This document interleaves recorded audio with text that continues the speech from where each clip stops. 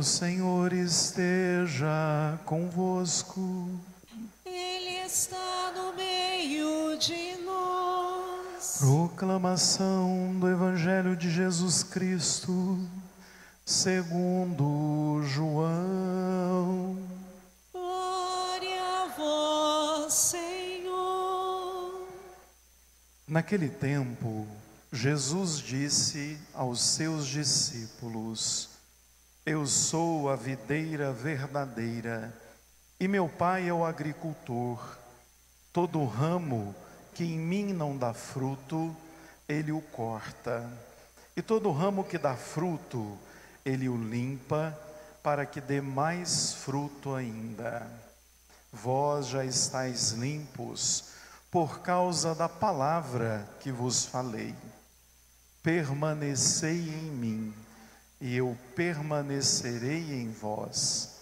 Como o ramo não pode dar fruto por si mesmo, se não permanecer na videira, assim também vós não podereis dar fruto, se não permanecerdes em mim. Eu sou a videira, e vós os ramos. Aquele que permaneceu em mim, e eu nele, esse produz muito fruto, porque sem mim nada podeis fazer. Quem não permanecer em mim, será lançado fora como um ramo e secará.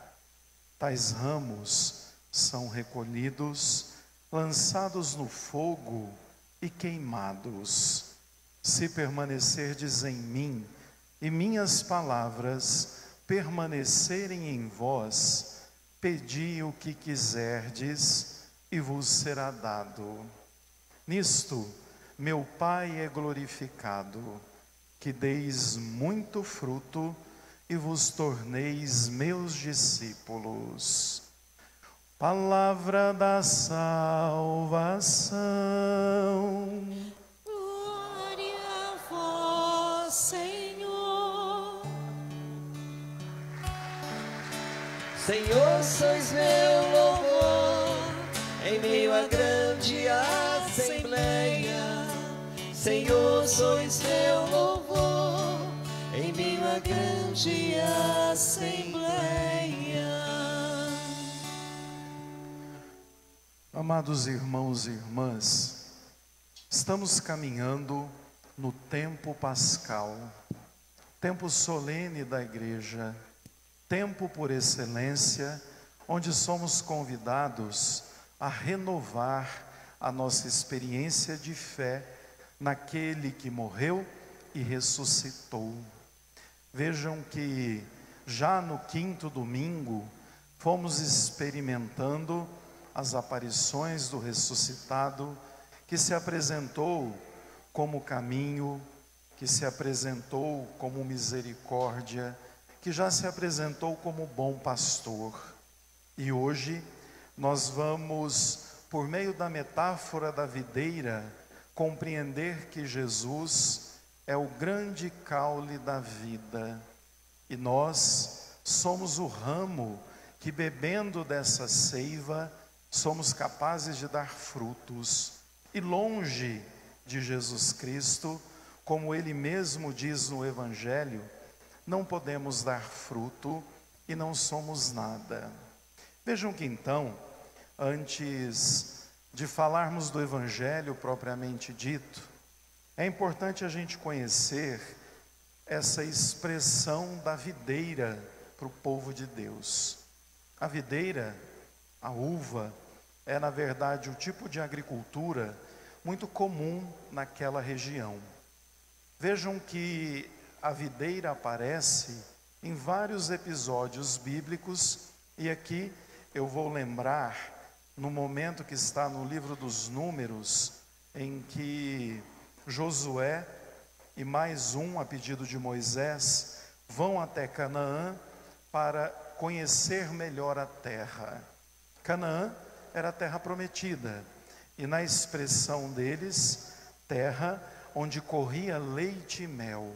E ao olharem de longe Canaã, viram pessoas carregando cachos de uva do tamanho de um humano, de tão grande que era a expressão da docilidade do fruto da videira. Inclusive, a expressão do doce vinha exatamente da uva, que quando pisada se tornava vinho, e vinho foi uma das primeiras bebidas que a humanidade criou, aprendeu a fazer com o seu trabalho, e o vinho era inclusive chamado de sangue da uva.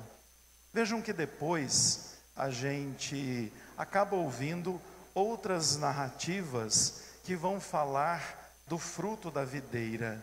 E Jesus, ele, bem no início do Evangelho de João, transforma abundantemente água em vinho.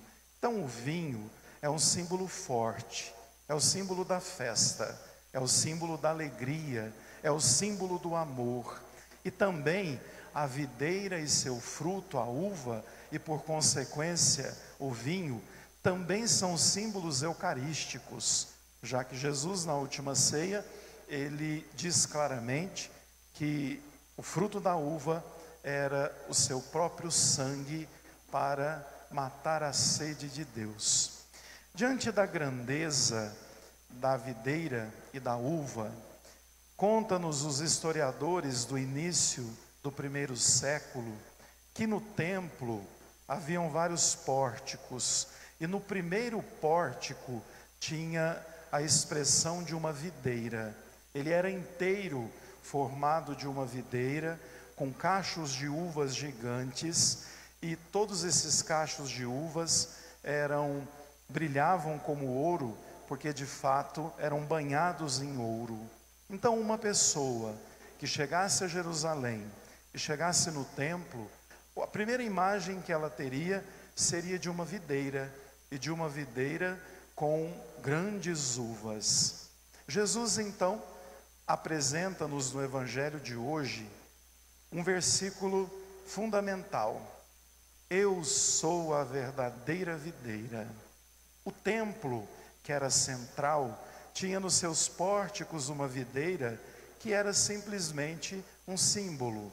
A verdadeira videira é o próprio Jesus, que além de dizer que era a verdadeira videira, também disse ser o verdadeiro templo, a água viva e tantas outras coisas, para que entendêssemos a imagem do Pai. E aí então, depois que ele se apresenta como a verdadeira videira, ele começa a explicar-nos que ele é de fato o caule dessa videira. O Pai é o agricultor, é o Pai que cuida, é o Pai que poda, é o Pai que limpa a videira, e nós somos os ramos dessa videira.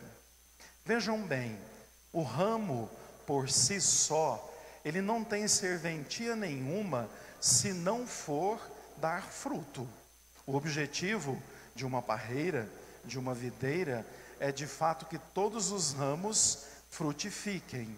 Uma vez que aquele ramo não dá fruto, a gente não precisa nem entender muito de plantação para saber que quando algum ramo não dá fruto e está lá, ele atrapalha os outros ramos a produzirem.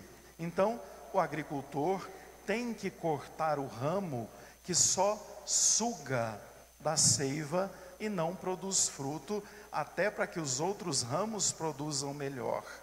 E vejam, Jesus então vai dizer que quem faz isso é o Pai. O ramo que precisa ser podado, porque de repente está muito grande, porque de repente está com grandes folhas, o Pai poda. Mas também o ramo que não dá fruto é cortado e jogado fora. E aí vem a imagem de que depois que ele seca, ele deve ser queimado. Aí remete-se claramente à imagem da geena. A geena era o lugar da danação, que para nós a gente entende como inferno. Então, aqueles galhos que mesmo estando perto da videira não serviam de nada, eram descartados e lançados ao fogo. E aí então, Jesus começa a dar algumas dicas para que a gente seja discípulo, para que a gente dê fruto, para que a gente permaneça unido à videira.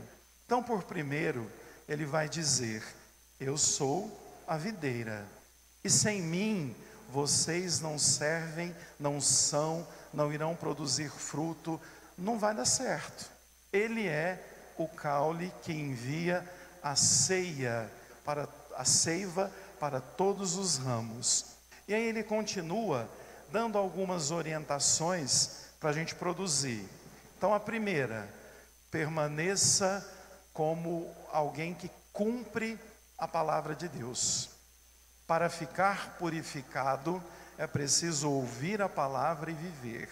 Então a primeira maneira de sermos galhos saudáveis do ramo saudável da videira, é unir-nos a Cristo pela palavra, ouvir bem, trazer para o coração, viver a partir da palavra. Uma segunda dica, dentro da liturgia, nós vemos na segunda leitura, quando na carta de João, ele vai dizer: quer permanecer unido a Jesus, precisa viver os seus mandamentos. Temos que ter uma vida de acordo com os ensinamentos de Cristo. Ele deixa-nos um testamento, que inclusive vamos ouvir no próximo domingo. E esse testamento precisa ficar vivo no nosso coração. Não é viver uma vida de fé da boca para fora, mas é viver uma vida de fé que ouve, traz para o coração e age a partir dos ensinamentos de Cristo. Um terceiro ponto para a gente dar fruto é permanecer unido a Cristo, e isso a gente só consegue por meio de uma vida eclesial. Falamos exatamente da pertença. Como que eu vou permanecer unido a Cristo? Tendo intimidade, tendo amizade com Ele, mas mais do que isso, pertencendo à sua igreja, que Ele mesmo instituiu, que foi manifestada em Pentecostes, e que Ele deixa como principal missão os sacramentos. Então, eu permaneço unido a Cristo quando eu vivo bem o meu batismo, quando eu participo todos os finais de semana da missa, porque a Eucaristia é o ápice da vida cristã, quando eu tenho a prática da confissão, quando eu também valorizo a minha crisma, se tenho um matrimônio, vivo o matrimônio de forma profunda, eu no meu caso, o sacramento da ordem, vivendo de forma profunda. Então permanecer unido a Cristo é viver a palavra, os mandamentos e a vida sacramental. Infelizmente, hoje há correntes que desvalorizam a religião, a comunidade e a pertença, dizendo assim: não, em casa eu rezo e está do mesmo jeito. Não está não, não está do mesmo jeito. Uma vez que tem a igreja, temos que estar aqui para beber da seiva de Cristo.